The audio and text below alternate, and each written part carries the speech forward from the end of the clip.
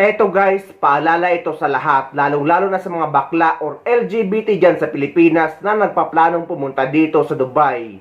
Na wag nyo itong gagawin dito sa UAE. Dahil totoo palang gumamit ng palikuran or CR ng pambabae si Pukirat sa Dubai Airport base dito sa statement ng nakasama niya. Kung sa Pilipinas ay pwede kayong makapagdebate or ipaglaban ang pagiging LGBT nyo. Pero dito sa UAE ay mahigpit yang pinagbabawal. Mabuti nga talagang hindi kinulong si Pukirat dahil nalabag niya ang batas dito sa United Arab Emirates. Dahil Arab country ito at mahigpit ang batas dito. Hindi dito pwede ang ginagawa nyo sa Pilipinas na magsisiyar kayo sa CR ng pambabae. Ginagawa natin itong topic para maging paalala at babala ito sa lahat. Before pala sa immigration, pagsakay ng train, nag-CR. Sa girls CR. So, ang daming CCTV sa airport. Dubai, ang daming CCTV sa airport. So, hindi ako aware na nanonood sila, natitimbrehan na. Alam niya, natitimbrehan na, nakikita. Immigration pa lang ng Pilipinas, airport pa lang ng Pilipinas. Sabi ko sa kanya, behave kasi pupunta tayo sa ibang bansa. Kasi nasa airport pa lang ng Pilipinas, pinagtitinginan na siya. Alam niyo naman yung expression, welcome! Let's go to Dubai! Behave. Pupunta tayo ng ibang bansa, mag-behave ka. Kaya pala, sa immigration ng Pilipinas, siya ang natagalan kasi ang sabi sa kanya, patingin ako ng mga, ng mga social media kung saan ka famous. Kasi sinasabi niya pala na famous siya doon. Or famous siya. So, chinek yung kanyang social media kasi famous nga. Yan. Di okay, nakalipad papuntang Dubai. Nairita na ako kasi sa aeroplano pa lang, inutusan niya si Mami Jonji, yung business partner ko na videohan mo yung paglapag ng aeroplano kasi nandun siya sa window seat. Videohan mo yung aeroplano, yung paglapag ng aeroplano. Tapos hindi na videohan kasi natataranta. Laro ka ba? Laro! Hindi na videohan. Alam mo yung expression na kayo, na gano'n na, hindi mo na videohan. Ba't gano'n yung tono? So nairita na ako. Sabi ko, behave. Paglabas ng aeroplano, bigla siyang lumakas ang boses.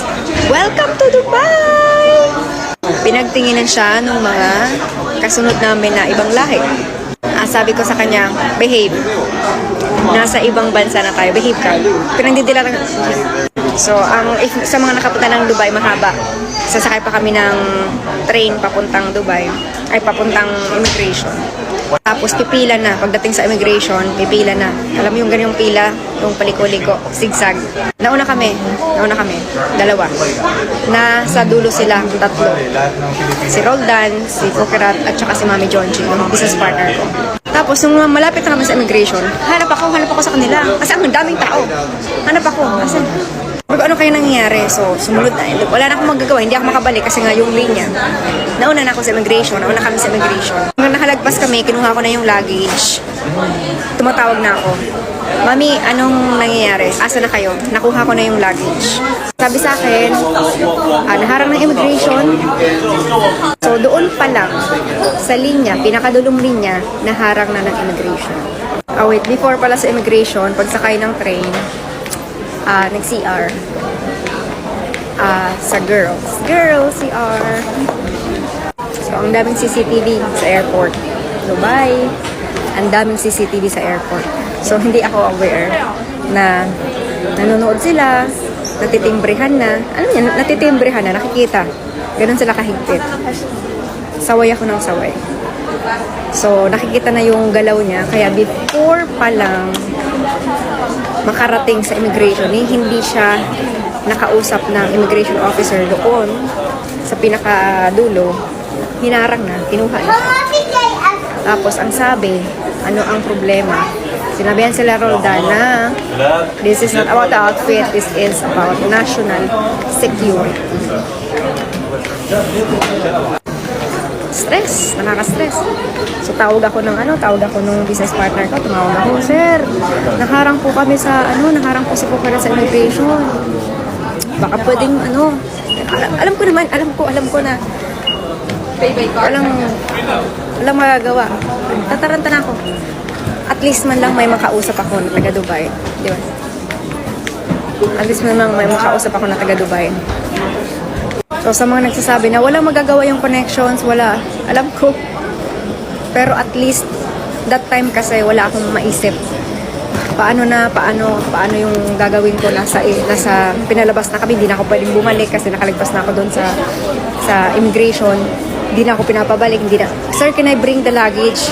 Kasi gusto kong magpalit siya ng damit kung yun man ang problema. Kasi if yun ang problema, pwedeng pagpalit, pwede siyang maghingi ng sorry and then patawarin. Kasi may mga ganong kaso. Ayaw siyang kausap ng immigration officer. Si Roldan ang gustong kausap, tsaka si Mami Jonji. Ang sabi, pag lumalapit siya, no talk. This is about national security. Ulit-ulit na ganun. Ang na-feel ko lang that time, taranta ko. Kasi what if, anong mangyari sa kanya? Diba yung mga nababalitaan ko na hold, kung ano-ano ginagawa. Alam mo, yun yung nasa isip ko. Hanggang antay kami. Madaling araw. Arrive kami ng 7 to 8 p.m. Madaling araw na, antay pa rin ako. Kasi, umaasa ako na makakalabas siya sa immigration. Kasi yun sabi nung contact ko dito na, hindi, papatawarin yan, madam. Papatawarin siya, papalabasin siya. Wait lang siya ng 2 to 5 hours. Papatawarin yan. Mag-sorry lang siya. Makiusap siya. Palit siya ng damit. Bura siya ng makeup. Hanggang sa nagdesisyon na no daw talaga, no. Ang sabi sa kanya, ang sabi kila Roldan, kasi hindi siya nga kinakausap, blacklisted. Do not ever come back to Dubai again. Ayun ang sabi sa kanya. Mangayak-ngayak ako. Nanginginig ako, nanlalamig yung kamay ko.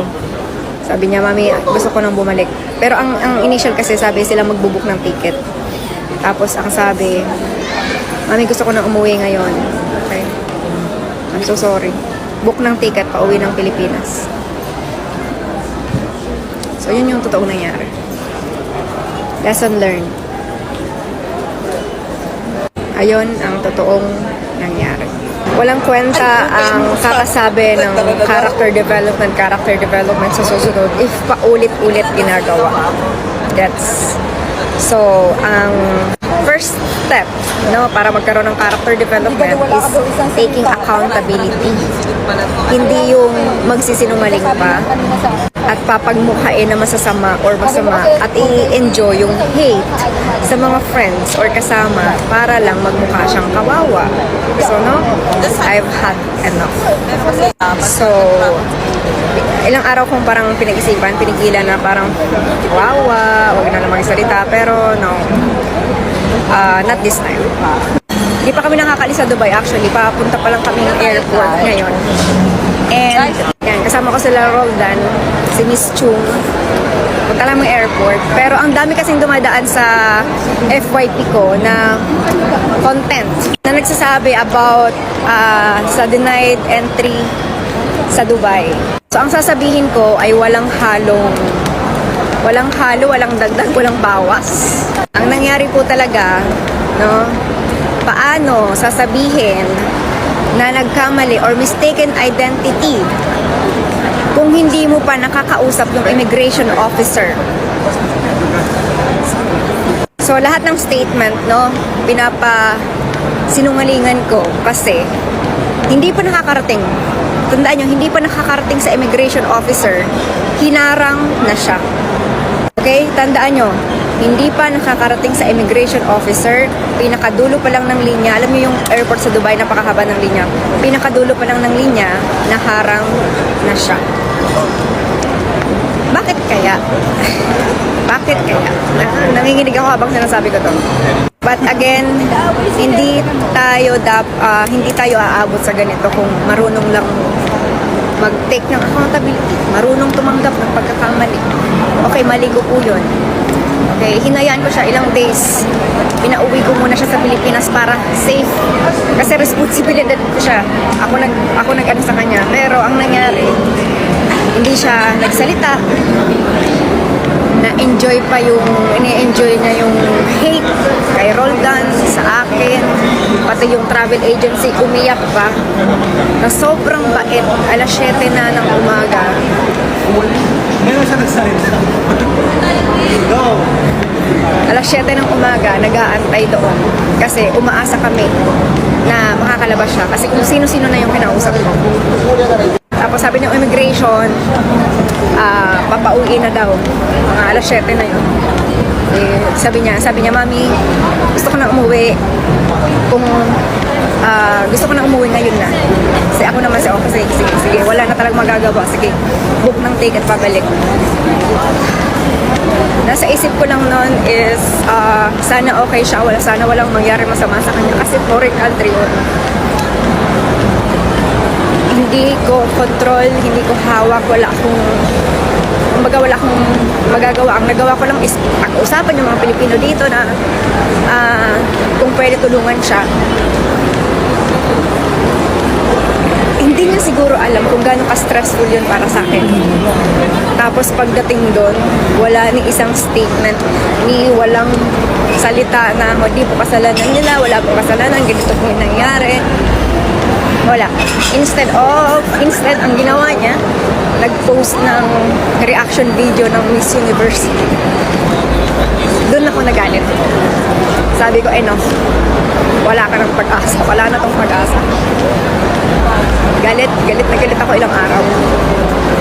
Tapos natataranta lang siya, nagtatawag siya sa akin, nag-chat sa akin nung lumabas na yung conversation. Kasi of course, image niya na naman ang maapektuhan. Ayokong gawin to ba? Yung mga fans niya, yung mga supporters niya, at siya, yung nagtulak sa akin para gawin to.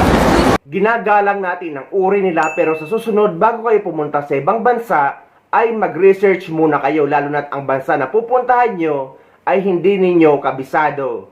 Dahil hindi porket pwede dyan sa Pilipinas ay pwede rin sa ibang bansa lalo na dito sa United Arab Emirates.